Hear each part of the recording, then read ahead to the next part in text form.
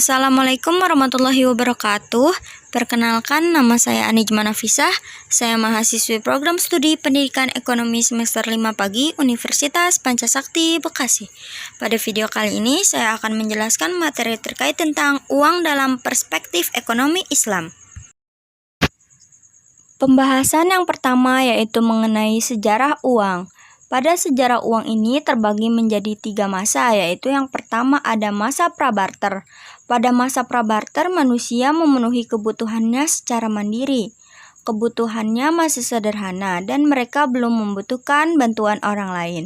Mereka memperoleh makanan dari berburu atau memakan berbagai buah-buahan. Dan barulah pada periode barter terjadi interaksi antara satu orang dengan yang lain. Mengingat bahwa kebutuhan mereka sudah mulai meningkat, maka masing-masing individu mulai tidak mampu memenuhi kebutuhannya sendiri. Untuk itulah mereka menyelenggarakan tukar-menukar dengan cara barter. Dan selanjutnya, semakin kompleks kebutuhan manusia, maka semakin sulit menciptakan double coincidence of wants, maka diciptakanlah uang sebagai alat tukar-menukar yang dapat diterima oleh semua pihak. Pembahasan selanjutnya mengenai konsep uang di dalam Islam. Pada konsep Islam, uang tidak selalu identik dengan modal, sementara pada konsep konvensional, uang seringkali diidentikan dengan modal.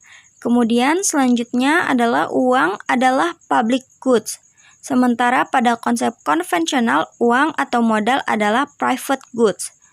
Kemudian pada konsep Islam, modal adalah private goods, sementara uang atau modal adalah flow concept bagi Fisher.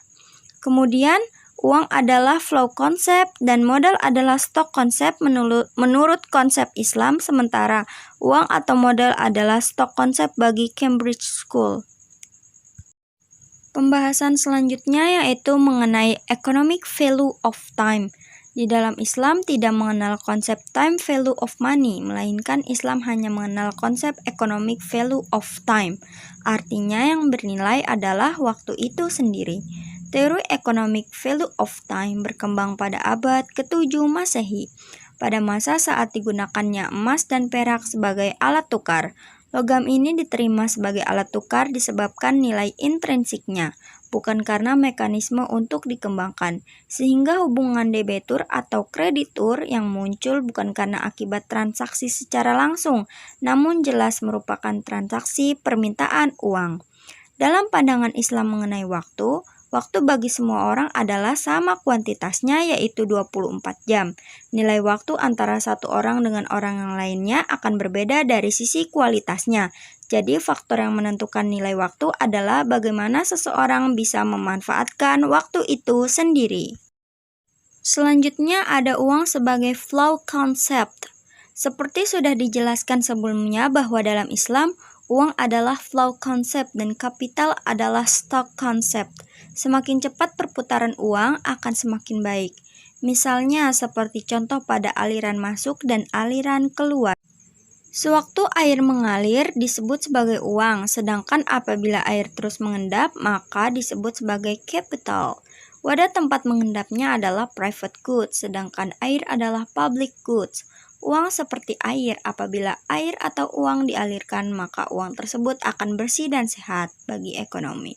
Apabila air atau uang dibiarkan mengenang dalam suatu tempat, dalam artian menimbun uang, maka air tersebut akan keruh atau kotor. Saving harus diinvestasikan ke sektor real. Apabila tidak, maka saving bukan saja tidak mendapat return, tapi juga dikenakan zakat. Dan yang terakhir, uang sebagai public goods. Di dalam konsep ekonomi Islam, uang adalah milik masyarakat atau money is public goods. Barang siapa yang menimbun uang atau dibiarkan tidak produktif, berarti mengurangi jumlah uang beredar yang dapat mengakibatkan tidak jalannya perekonomian. Jika seseorang sengaja menumpuk uangnya tidak dibelanjakan, sama artinya dengan menghalangi proses atau kelancaran jual beli. Implikasinya, proses pertukaran dalam perekonomian menjadi terhambat. Di samping itu, penumpukan uang atau harta juga dapat mendorong manusia cenderung pada sifat yang tidak baik, seperti tamak, rakus, dan malas beramal, zakat, infak, dan sodakoh. Sifat-sifat yang tidak baik ini juga mempunyai imbas yang tidak baik terhadap kelangsungan perekonomian.